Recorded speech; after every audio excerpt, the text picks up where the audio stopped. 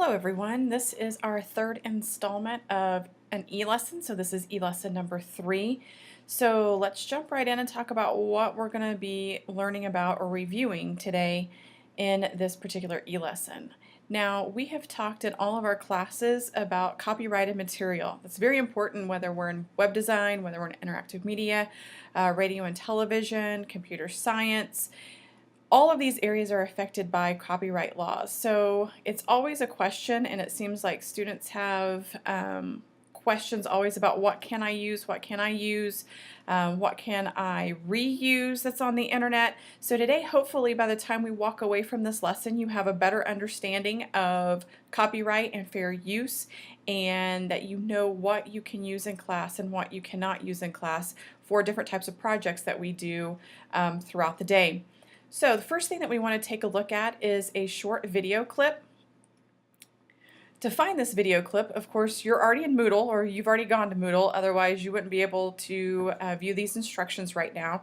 So you've already gone to the instructions portion. Let's go ahead and take a look at the next link that is listed there underneath lesson number 3, which is the video link to the very first video that I want you to watch. This video talks about copyright laws and what fair use is.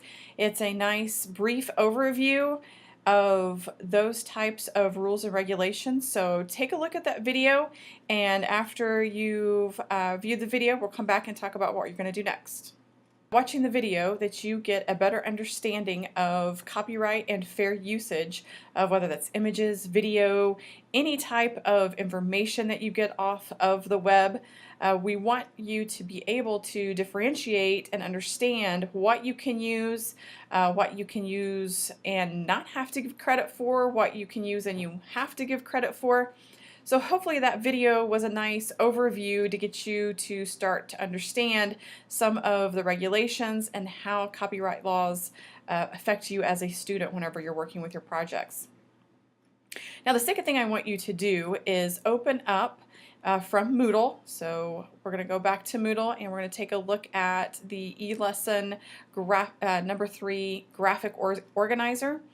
The graphic organizer for e-lesson number 3 is just basically a nice overview of here are some questions you need to ask yourself whenever you're dealing with images, maybe for a website, or you're looking up information for the website that you're creating. Maybe you're creating a project in Photoshop for interactive media, and you need to know if you can either use a particular video clip to incorporate into your project, or you can use a particular image to incorporate into your project. In computer science, maybe there is a chunk of code that you want to use with your program. What are the regulations as far as being able to use other people's code and what you have to do to be able to accomplish those type of tasks. In radio and television, of course, we use graphics every day.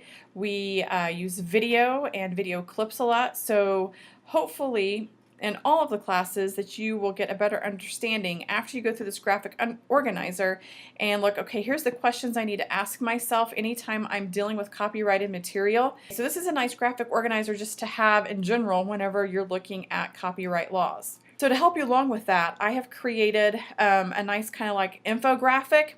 So let's go back to Moodle, and that is under e-lesson number 3, and that just says copyright and fair use infographic. As you go through this, okay, I've tried to break this down into sections for you so that you have a better understanding of what it is that copyright and fair use does for you, especially specifically to school projects. Okay, so things like, can I use this photograph or illustration from print material or the web in my project? Okay, can I use music in my presentations? Can I use this text from print material or the web in my projects?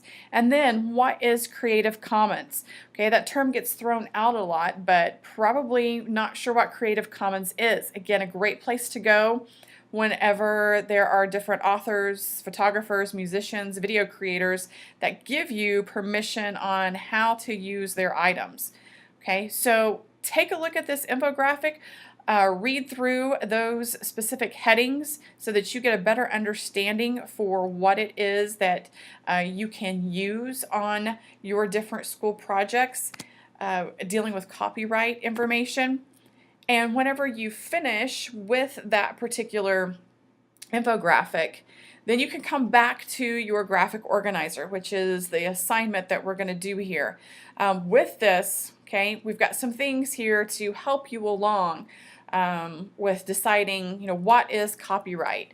Okay, so take a look at that. Look at the questions, look at how the graphic organizer flows as far as, okay, when I answer this question, does this mean that I can use it, I can't use it? What am I allowed to use when I am creating school projects and having to worry about copyright and fair use?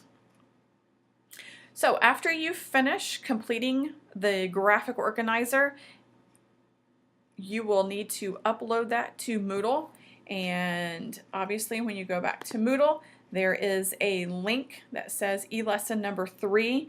Under eLesson number 3, upload graphic organizer, and you will be finished with today's assignment. So hopefully this has made copyright and fair use a little easier for you to understand, and hopefully next time whenever you're wanting to use a picture or text or a video clip in your project for our classes, that you'll have a better understanding of what you can use and how you can use those items.